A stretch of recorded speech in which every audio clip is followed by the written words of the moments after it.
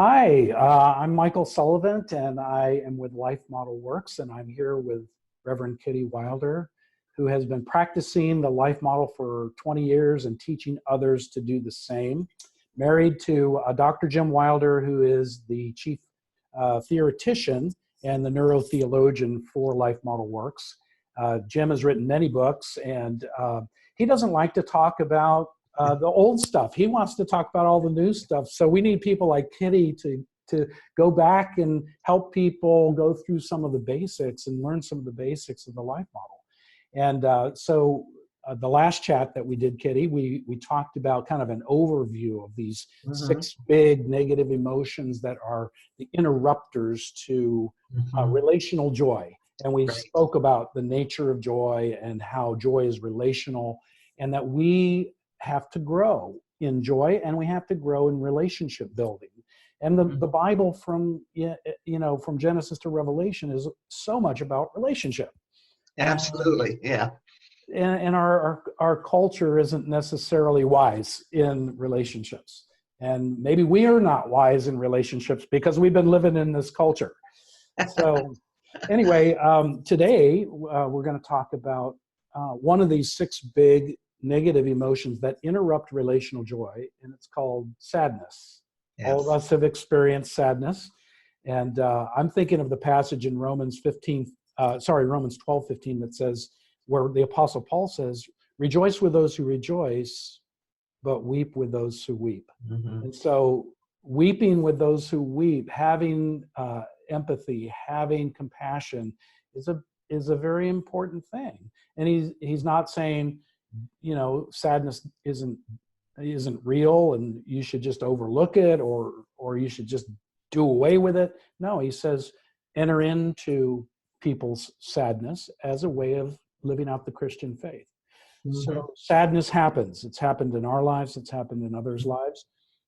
It does interrupt relational joy if we get stuck in it. So tell us a little bit about sadness and what we need when we're sad. Okay, well, I would like to even go back to that verse you were just talking about in Romans. And it's so many times it's like we're so uncomfortable with other people's sadness that we want them to get over it. And so we don't spend the time weeping with those that weep. And if we could spend the time just sitting with them and crying. I know many years ago, a friend of mine had a stillborn baby, and I didn't know what to say. But being able to just sit with her and cry over the loss of her baby really impacted her and was able to help her know that somebody was glad to be with her in the midst of her sadness. Now that's an intense kind of sadness where she lost her baby. And so when we're training, we try to do it in a more mild, moderate level, because as I talk about it, I even start to get tears in my eyes, and it starts to get tears in probably other people's eyes as they are hearing about that.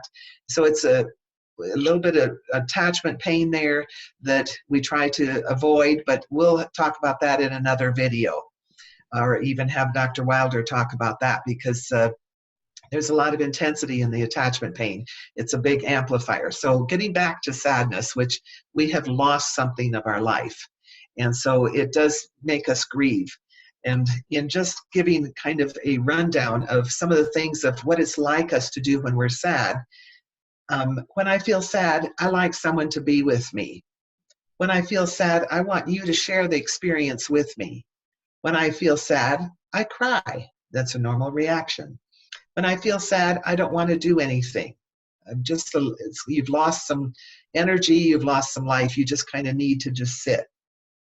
When I feel sad, I want you to cry with me. When I feel sad, I don't want you to talk. We go back to, like with Job and his advisors, his three friends that came. God wasn't always happy with what they say.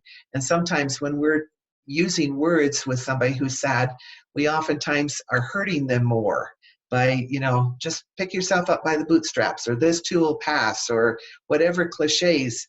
And that's not sharing the pain with them. And so we just need to be quiet.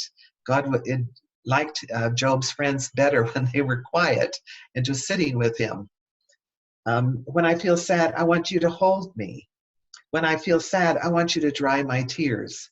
When I feel sad, I want you to look in my eyes. We're staying relational. We know that somebody's connected with me. It's not that they're sitting next to me and on their iPhone or something and doing something else and not aware of me. We want somebody engaged with us. Mm.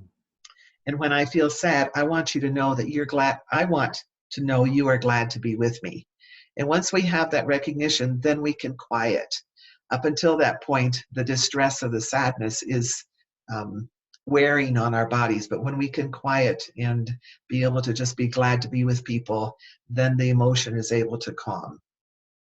Oh, that's beautiful. Those are very wise feelings and truths that you just spoke. It makes me think about my own life, where I know I've been in situations where a loved one has been sad, and I felt nervous. Like, I don't know what to do. I don't know how to fix this. It was kind of pushing buttons in me.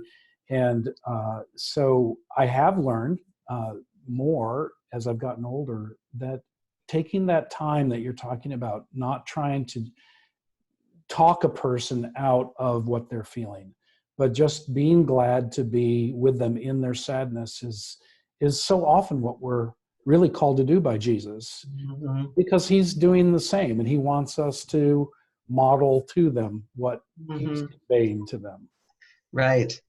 Yeah. Years ago, Jim talked about when he was in his practice, and at that point, men were not comfortable with women crying, and they would feel like, oh, my wife is just trying to manipulate me with her tears, you know.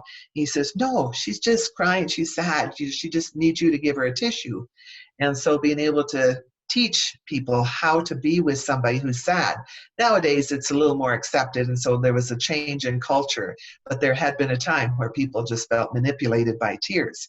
And so it's just learning how to be with people and not having to fix them for our comfort with them.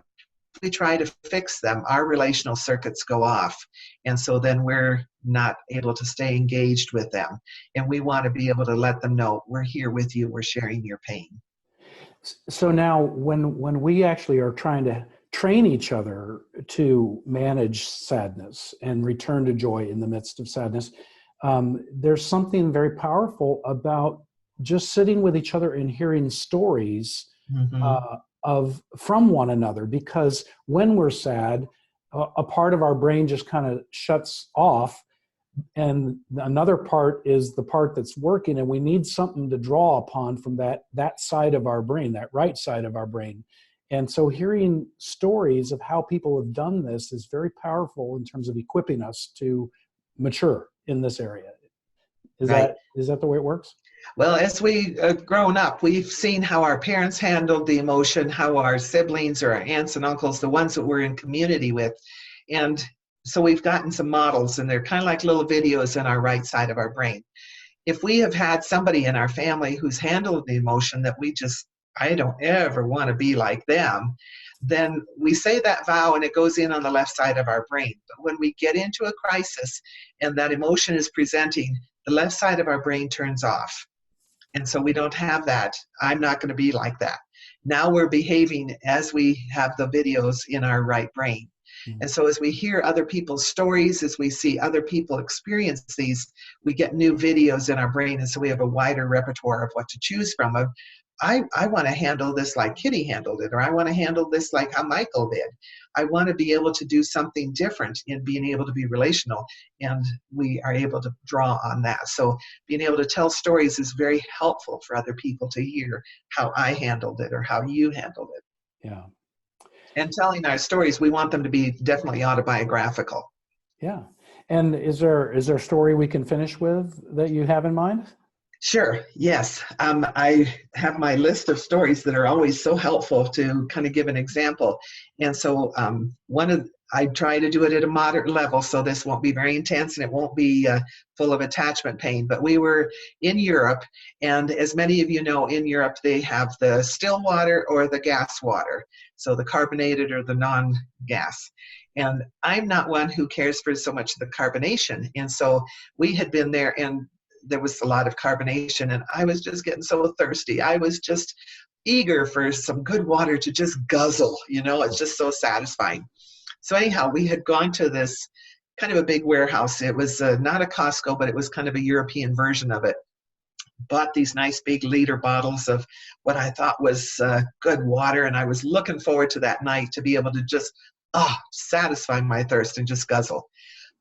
Well, we got to our room and I took one guzzle, and it was the carbonated stuff, and I was so sad. I was so disappointed. Oh, my body was just like, oh, I've got to wait even longer before I can quench my thirst and really enjoy a good guzzle of water. And so that's what it felt like in my body, to be able to, it just felt drained, and it just was, disappointed and having to wait.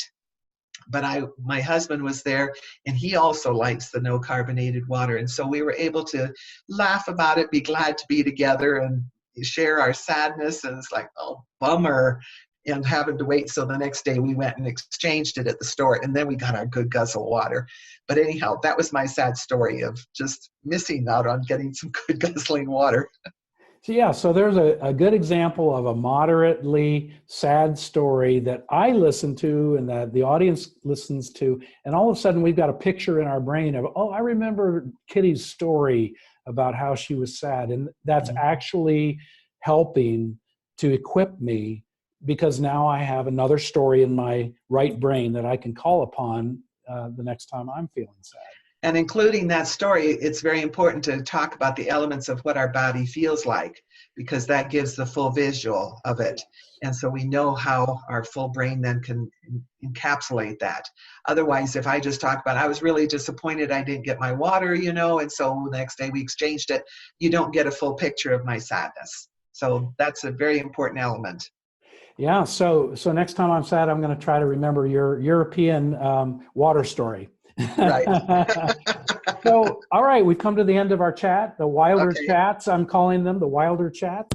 Okay. And, we're with lifemodelworks.org. I would love for you to go to our website. JoyStream is there. JoyStream is our video library that you can access and subscribe to. So, Kitty, it's a joy to be with you. We'll do another chat soon. Okay. Thank you for your time, and thank you for all that you've studied and all that you've learned and all that you're imparting to so many. Thank you. Appreciate that. Nice to be with you, Michael. You too. Okay. Bye-bye.